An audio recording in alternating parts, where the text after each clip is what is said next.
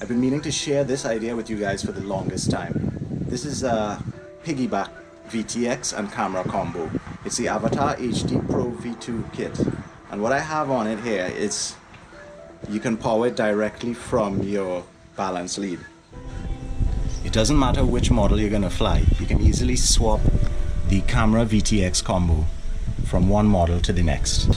It'll fit right into one of these GoPro mounts. These GoPro mounts have this clip at the bottom. It's detachable, and you can just clip it into any one of the models that you need. Walksnail system uses a 4-pin plug, so you can easily have it wired up to power, TX, RX, and just have the lead hanging out like this. This is a freestyle, sort of a medium range quad. I have a GPS on the front and Avatar GT 2-watt VTX in the back. Anywhere you have this little mount, you could clip your camera onto.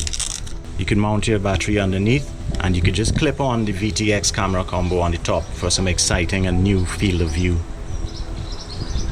There are 3D prints available. I just use this old Acaso Action Cam shell that fits the Hero 7 mount. We only fly one quad at a time, or one model at a time. The Walksnail OSD has power, distance away from home, low battery warning as soon as you hit your low battery threshold. FPV can get expensive, now more than ever.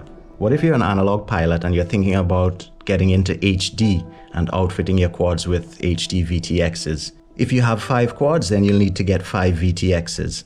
This way, it saves you a lot of money. Keep all your other VTX and cameras at home as spares.